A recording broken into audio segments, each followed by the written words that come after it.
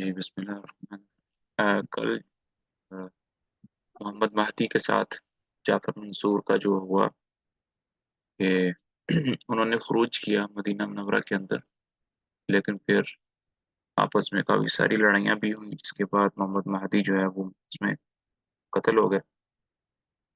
جب محمد مہدی نے مدینہ کے اندر خروج کا ارادہ کیا تھا تو انہوں نے اپنے ایک بھائی ابراہیم کو خراسان اور عراق اور فارس کی طرف بھیجا تھا کہ تم وہاں جا کر لوگوں کو تیار کرو۔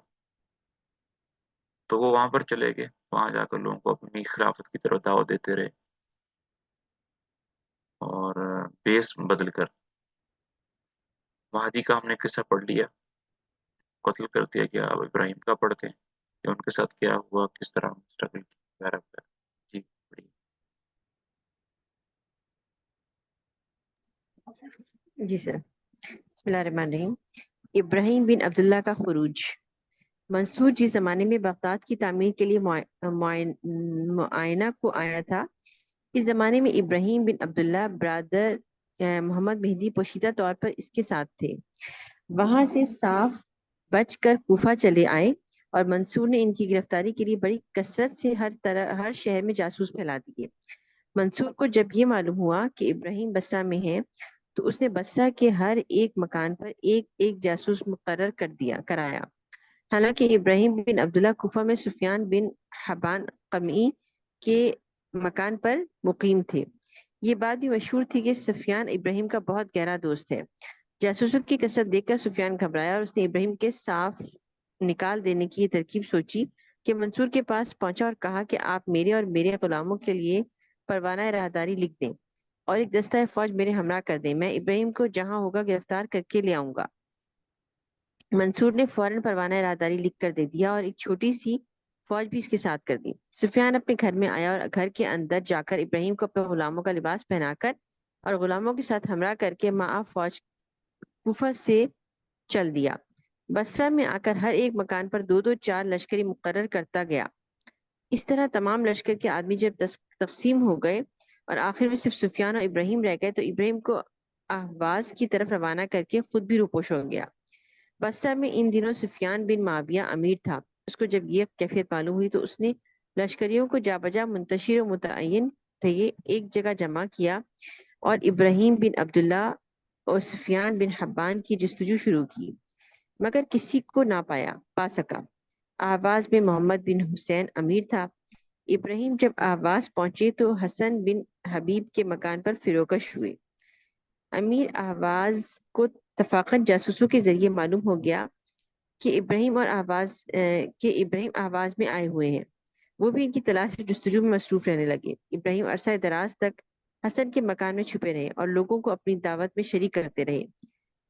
سن 145 ہجری میں بصرہ سے یحییٰ بن زیاد بن حیان نبطی نے ابراہیم کو آواز سے بصرہ میں بلوا لیا اور بڑی سرگرمی سے لوگوں کو محمد مہدی کی بیعت کی طرف بلانا شروع کیا۔ اہل علم اور بااثر لوگوں کی بڑی جماعت نے بیعت کر لی۔ بصرہ والوں کے 4000 افراد کے نام بیعت کے رجسٹر میں لکھے گئے۔ اسی عرصے میں محمد مہدی نے مدینہ میں خروج کیا اور ابراہیم کو لکھا کہ تم بھی بصرہ میں خروج کرو۔ منصور نے چند سرداروں کو احتیاطاً بصرہ میں بھیج دیا تھا کہ اگر اس طرف بغاوت کا کوئی خطرہ پیدا ہو تو بصرہ کے عامل سفیان بن معاویہ کی مدد کریں۔ اگر ابراہیم محمد مہدی کے لکھنے کے موافق فوراً خروج کر دیتے تو یقیناً منصور کے ہاتھ پاؤں پھول جاتے اور ابراہیم و محمد دونوں بھائیوں کو بہت تقویت حاصل ہوتی، لیکن اس وقت ابراہیم بصرہ میں بیمار ہو گئے اور بیماری کی وجہ سے انہوں نے خروج میں تعامل کیا۔ منصور جب محمد مہدی کے مقابلے کو لشکر روانہ کر چکا تو یکم رمضان سن 145 ہجری کو ابراہیم نے بصرہ میں خروج کیا اور سفیان بن معاویہ اور ان سرداروں کو جو اس کی مدد کے لیے آئے ہوئے تھے گرفتار کر کے قید کر دیا۔ جعفر و محمد پستان سلیمان بن علی یعنی منصور کے چچا زاد بھائی 600 آدمیوں کے ساتھ بصرہ سے باہر پڑے ہوئے تھے۔ یہ بھی منصور کے بھیجے ہوئے تھے۔ ان دونوں بھائیوں نے ابراہیم کے خروج کا حال سنتے ہی حملہ کیا۔ ان 600 آدمیوں کے مقابلے پر صرف 50 آدمی بھیجے گئے اور ان 50 آدمیوں نے 600 کو شکست دے کر بھگا دیا۔ ابراہیم نے تمام بصرہ پر قابض ہو کر لوگوں سے بیعت عام لے لی اور امان کی منادی کرا دی۔ پھر بیت المال سے 20 لاکھ درم برآمد کر کے 50 درم ہر ایک ہمراہی کو تقسیم کیے۔ پھر مغیرہ کو 100 پیادوں کے ہمراہ آواز کی طرف روانہ کیا۔ آواز کا عامل محمد بن حسین 4000 فوج دے کر مقابلے کو نکلا، لیکن ان کو 100 پیادوں نے 4000 کے لشکروں کو شکست فاش دی۔ مغیرہ نے آواز پر قبضہ کر لیا۔ ابراہیم نے عمر بن شداد کو فارس کی طرف بھیجا۔ وہاں کے گورنر اسماعیل بن علی بن عبداللہ بن عباس بن عبد المطلب اور اس کے بھائی عبد الصمد نے مقابلہ کیا مگر شکست کھائی، اور عمر بن شداد نے صوبہ فارس پر قبضہ کر لیا۔ اس طرح ہارون بن شمس اجلی کو واسط کی طرف بڑھنے کا حکم دیا۔ ہارون نے منصور کے گورنر ہارون ابن حمید ایاوی کو شکست دے کر واسط پر قبضہ کر لیا۔ جس روز مدینہ میں محمد مہدی اور عیسیٰ بن موسیٰ کے لشکروں میں لڑائی ہوئی اور محمد مہدی شہید ہوئے، اس روز تک بسطہ، فارس، واسط اور عراق کا بڑا حصہ منصور کے قبضے سے نکل چکا تھا۔ شام کا ملک بھی بہت جلد قبضے سے نکلنے والا تھا۔ کوفہ والے بھی ابراہیم کے منتظر بیٹھے ہوئے تھے اور منصور کی حکومت کے باقی رہنے کی کوئی صورت نہ تھی۔ ابراہیم نے یکم رمضان کو بصرہ میں خروج کیا۔ آخر رمضان تک برابر فتوحات کا سلسلہ جاری رہا۔ رمضان کے ختم ہوتے ہی ابراہیم کے پاس خبر پہنچی کہ محمد مہدی قتل ہو گئے۔ ابراہیم نے عید الفطر کی نماز پڑھ کر عیدگاہ میں اس خبر کا اعلان کیا۔ یہی خبر ان لوگوں کے پاس بھی جو دوسرے علاقوں میں منصور کے عاملوں سے لڑنے اور ان کو مغلوب و خارج کرنے میں مصروف تھے پہنچی۔ اس خبر کا پہنچنا تھا کہ سب کے جوش سرد پڑ گئے اور منصور کے سرداروں اور عاملوں میں ایک تازہ دہشت پیدا ہو گئی۔ بسرہ والوں نے اس خبر کو سن کر محمد مہدی کی جگہ ابراہیم کو، جو ان میں تھے، خلیفہ تسلیم کیا اور پہلے سے زیادہ جوش اور ہمت دکھانے پر آمادہ ہو گئے۔ ابراہیم کے ہمراہیوں میں بہت سے لوگ بسرہ میں کوفہ والے بھی تھے۔ بسرہ والوں کی یہ رائے تھی کہ بسرہ ہی کو دارالخلافہ اور مرکزی حکومت قرار دے کر اطراف میں فوجیں بھیجنے اور انتظام کا کام انجام دیا جائے، مگر کوفیوں نے اس سے اختلاف کر کے یہ رائے ظاہر کی کہ ابراہیم کو فوج لے کر خود کوفہ کی طرف حملہ آور ہونا چاہیے۔ کوفہ والے ان کے منتظر اور چشم برا بیٹھے ہیں۔ ابراہیم نے کوفیوں کی رائے سے اتفاق کیا اور اپنے لڑکے حسن کو کوفہ میں اپنا نائب بنا کر کوفہ کی طرف روانگی کا عزم کیا۔ یہ خبر کوفہ میں منصور کو پہنچی تو وہ مضطرب ہوا اور اس نے فوراً تیز رفتار قاصد عیسیٰ بن موسیٰ کے پاس روانہ کیا اور جس قدر جلد ممکن ہو اپنے آپ کو کوفہ میں پہنچاؤ۔ ساتھ ہی محمد مہدی کو خراسان میں لکھا کہ فوراً فارس پر حملہ کر دو۔ اس طرح ہر ایک عامل کو جو خطرے سے محفوظ تھا اپنی طرف بلایا۔ جس کے قریب ابراہیم کا کوئی سردار تھا اس کو لکھا کہ تم مقابلے میں ہمت سے کام لو۔ ہر طرف سے فوجیں بڑی صورت کے ساتھ منصور کی طرف آنے لگیں، یہاں تک کہ 1 لاکھ فوج کوفہ میں آ کر جمع ہو گئی۔ ابراہیم کے حملے کی خبر سن کر منصور نے 50 روز تک کپڑے نہیں بدلے اور اکثر مسلح ہی پر بیٹھا رہا۔ ادھر ابراہیم بن عبداللہ 1 لاکھ فوج کے ساتھ کوفہ سے 30-40 میل کے فاصلے پر پہنچ کر خیمہ زن ہوئے۔ ادھر عیسیٰ بن موسیٰ معا اپنے ہمراہی فوج کے وارد کوفہ ہوا۔ منصور نے عیسیٰ بن موسیٰ کو ابراہیم کی لڑائی پر روانہ کیا اور حمید بن قحطبہ کو مقدمۃ الجیش بنایا۔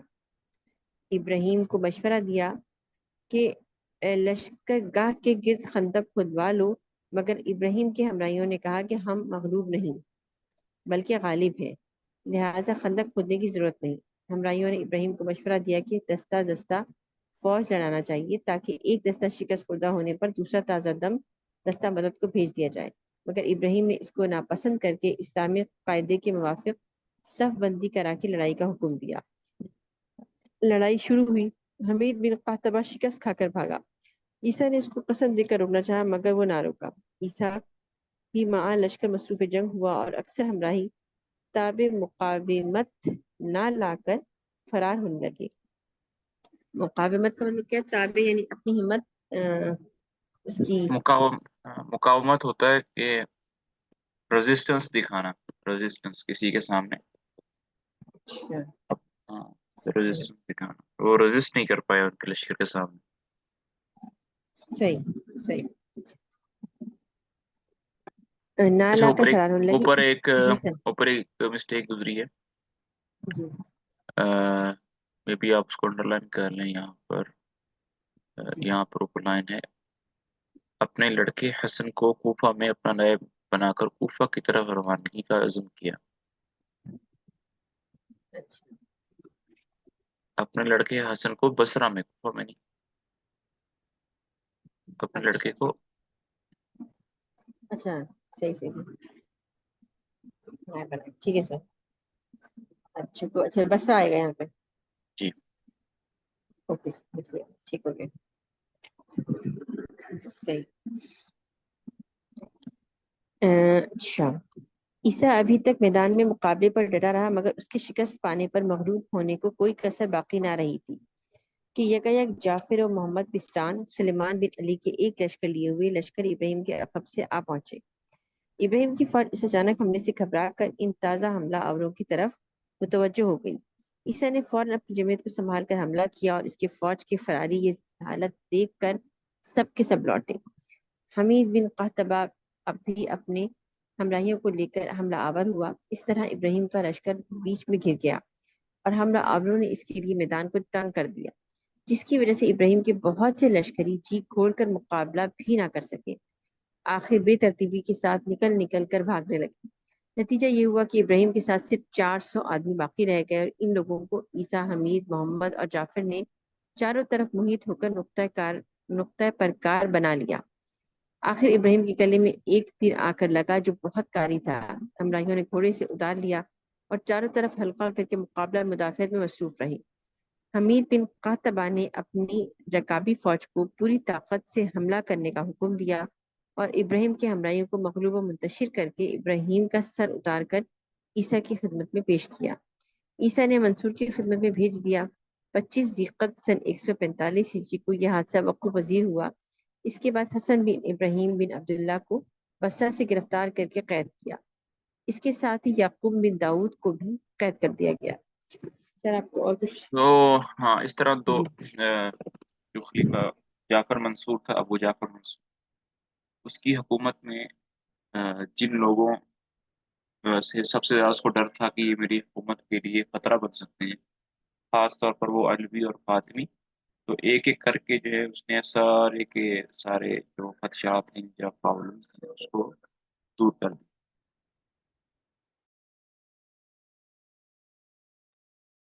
तो दो ही बड़े भाई थे जो कि उनके लिए प्रॉब्लम हो सकते थे, एक मोहम्मद महदी था और एक इब्राहिम। तो जैसे हमने पीछे पढ़ा कि मोहम्मद महदी और इब्राहिम ये दोनों छुपते रहे, कभी मक्का, कभी मदीना, कभी हिजाज, कभी बसरा, कभी यमन। लेकिन अबू जाफर मंसूर ने इन दोनों भाइयों की जो बाकी फैमिली है, भाई और कजन और वालिद, उन सबको कैद किया हुआ था। तो बस यही दो बचे थे, तो भी आ सकते आप। तो अब नजर सूरत जी हाल सर, ये आगे है कि पढ़े। जी जी। अबू अबू जाफर की भी जो है ना कोई भी प्रॉब्लम, पढ़ लीजिए आगे सर आपकी उसके आवाज बाकी एकदम, आपके। आवाज थोड़ी सी ब्रेक हो रही थी, आवाज आपकी जरा कम कम आ रही है। सही। जी, पढ़िए आगे, मुख्तलिफ वाकयात पढ़िए क्या हुए। ओके। ओके। मुख्तलिफ वाकयात। मोहम्मद मेहंदी और उनके भाई के कत्ल से फारिग होकर मंसूर ने बसरा की हुकूमत सालिम बिन कतीबा बाहली को दे दी कुतैबा बाहली को दे दी और मुसल की हुकूमत पर अपने लड़के जाफर को भेजा और उसके साथ हर्ष बिन अब्दुल्ला को सिपहसालार बनाकर रवाना किया। इमाम मालिक रहमतुल्लाह अलैह ने मदीना में मोहम्मद मेहंदी की बैत करने की लोगों को तरगीब दी थी। उनको कोड़ों से पिटवाया पिटवाया गया। इमाम अबू हनीफा रहमतुल्लाह अलैह ने इराक में इब्राहिम बिन अब्दुल्ला की हिमायत में फतवा दिया था, इसलिए उनको मंसूर ने गिरफ्तार करके बुलवाया और बगदाद में ले जाकर उसकी तामीर का सिलसिला जारी था, कैद कर दिया। इस कैद में ईंटों के गिनवाने की खिदमत बतौर मुशक्कत उनसे ली जाती थी। अल्लाह अकबर। ये भी रिवायत है कि मंसूर ने उनको ओहदा कज़ा सुपुर्द करना चाहा। उन्होंने जब इनकार किया तो मंसूर ने खिश्त शुमारी का काम उनके सुपुर्द कर दिया। खिश्त शुमारी किसे कहते हैं? ईंट ईंट ईंटों को खश्त कहते हैं फारसी खिश्त कहते हैं। अच्छा। ठीक हो गया। खिश्त शुमारी का काम उनके सुपुर्द किया। इसी हालत में सन 150 हिजरी तक मसरूफ व मुक़य्यद रहकर फौत हो गए। علاوہ ان کے اور علماء نے بھی مثلاً ابن اجلان اور عبد الحمید بن جعفر وغیرہ نے محمد مہدی اور ان کے بھائی ابراہیم کی بیعت کے لیے فتوے دیے تھے۔ ان سب علماء کو بھی اس قسم کی سزائیں دلوائی گئیں۔ سن 146 ہجری میں ہاں علاقہ بس خزر یہاں کے تک پڑھیں گے، آگے ایک نیا اچھا ٹاپک اوکے سٹارٹ ہو رہا ہے تو اوکے لمبا ہو جائے گا۔ چلیے السلام علیکم ورحمۃ اللہ۔